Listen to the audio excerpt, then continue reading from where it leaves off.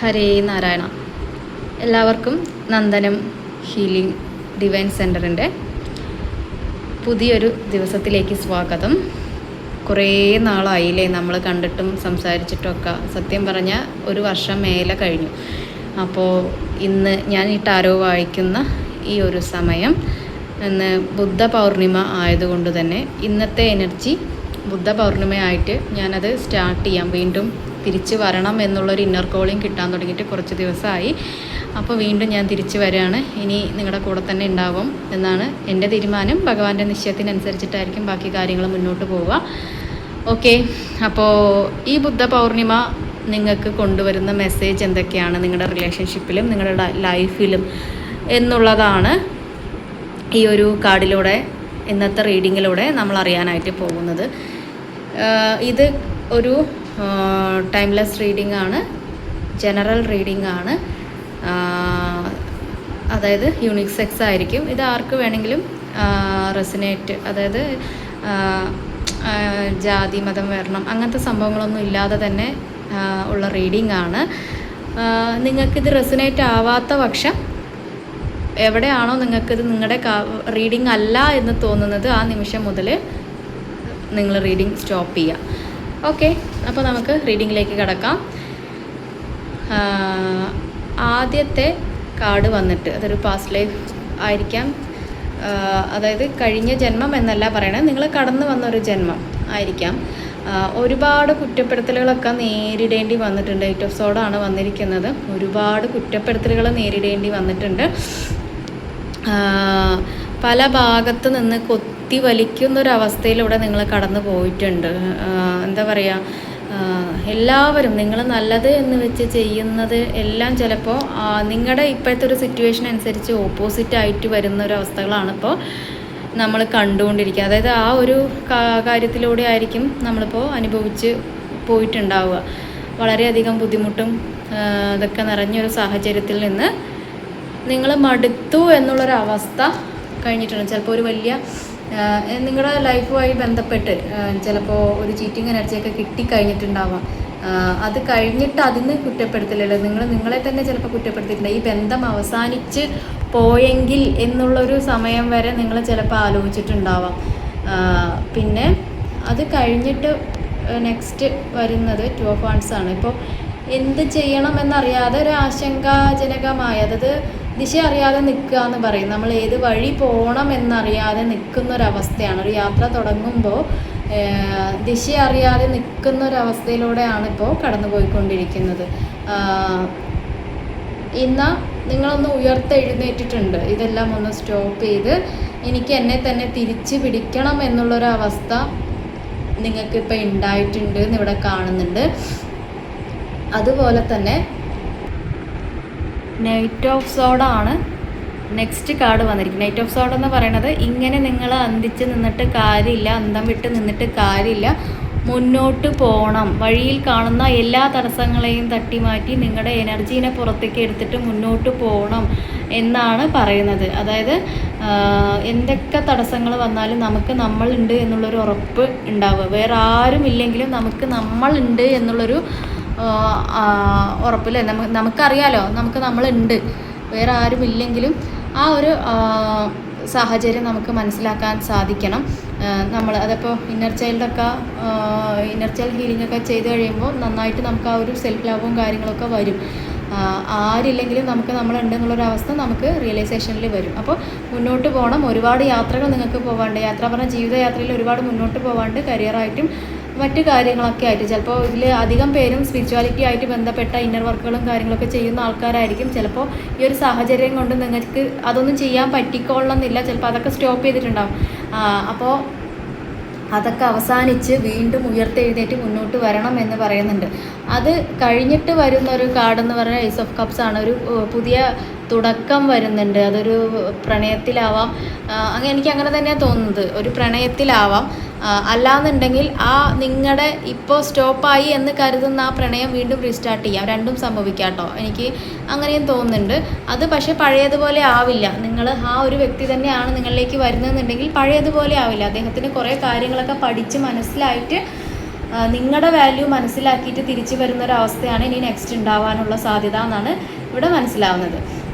അത് കഴിഞ്ഞ് knight of cups വന്നിട്ടുണ്ട്. അപ്പോൾ ഇത് പറയുന്നത് അതുതന്നെയാണ്, ഒരു പ്രണയത്തിൻ്റെ ദൂതനെ നിങ്ങളിലേക്ക് അയക്കുന്നു എന്നുള്ളതും ഒരു അവസ്ഥ ഇവിടെ ഉണ്ടാവാം.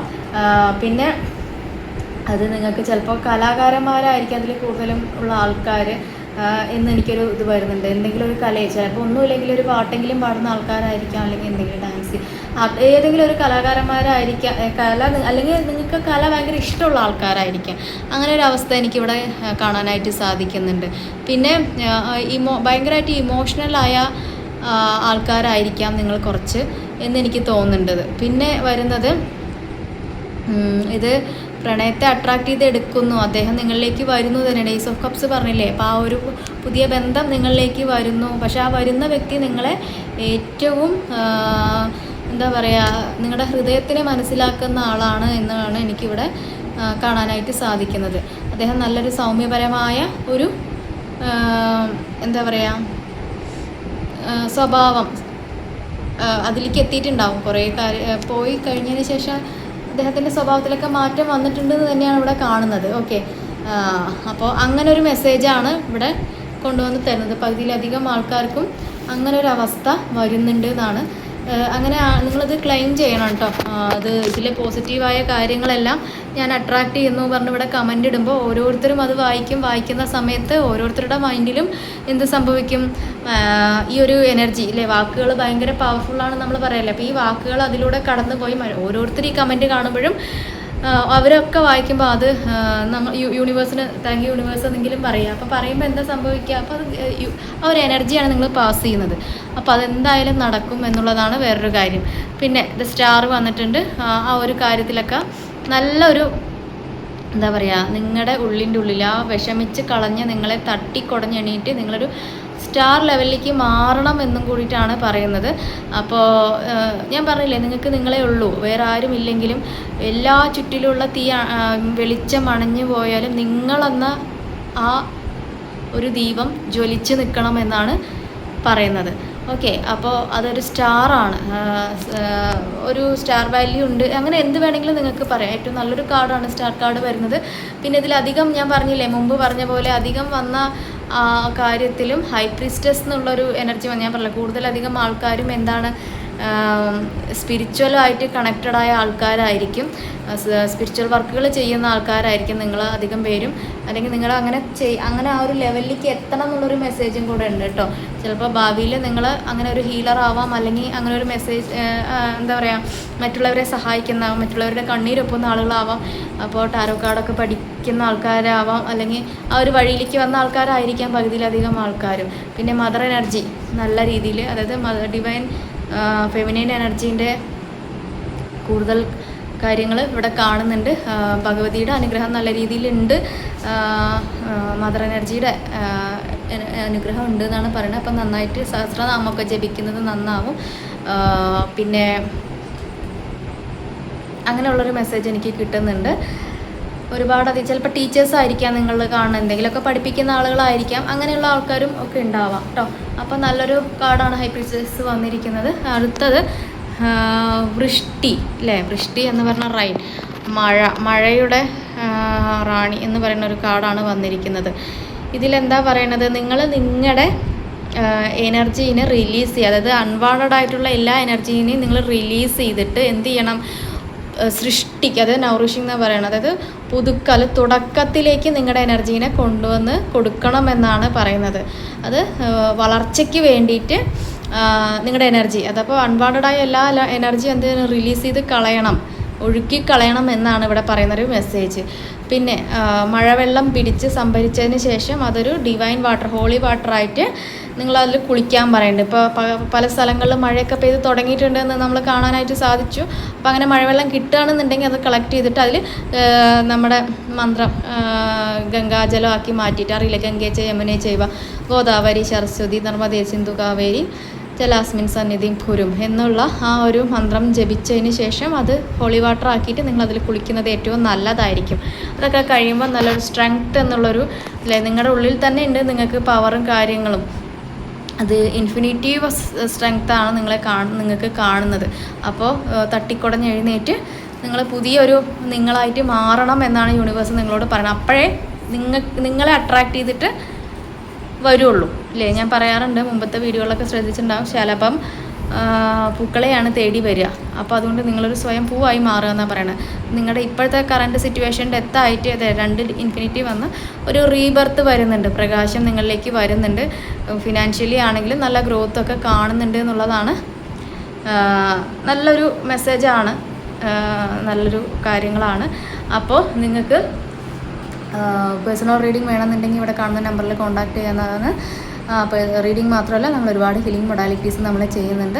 അപ്പോൾ കാർമിക് ഹീലിംഗ്, അതേപോലെ തന്നെ ഏഞ്ചൽ ഹീലിംഗ്, അകാഷിക് റെക്കോർഡ്, പിന്നെ ഒരുപാട് കാര്യങ്ങൾ നമ്മൾ ചെയ്യുന്നുണ്ട്. അപ്പോൾ ഏതാണ് നിങ്ങൾക്ക് വേണ്ടതെന്നുണ്ടെങ്കിൽ നമ്മളത് ചക്ര ഹീലിംഗ് ഒക്കെ ചെയ്യുന്നുണ്ട്, പഠിപ്പിക്കുന്നുണ്ട്. അപ്പോൾ ഏതാണോ വേണ്ടത് നിങ്ങളത് സെലക്ട് ചെയ്യാം. നമുക്ക് ഒരുപാട് കാര്യങ്ങൾ നല്ലത് നിങ്ങൾക്ക് വരട്ടെ ഞാൻ ഭഗവാനോട് ഞാൻ ആത്മാർത്ഥമായി പ്രാർത്ഥിക്കുന്നു. ഇവിടെ ഡയറക്റ്റ് ഹീലിംഗും തുടങ്ങിയിട്ടുണ്ട്. താല്പര്യമുള്ളവർക്ക് ഗുരുവായൂർക്ക് വരുന്ന സമയത്ത് ബുക്ക് ചെയ്തിട്ട് വരാവുന്നതാണ് ഹീലിംഗ് എടുക്കാനായിട്ട്. ഹരേ കൃഷ്ണ. നല്ലൊരു ദിവസം ആവട്ടെ. Thank you. God bless you.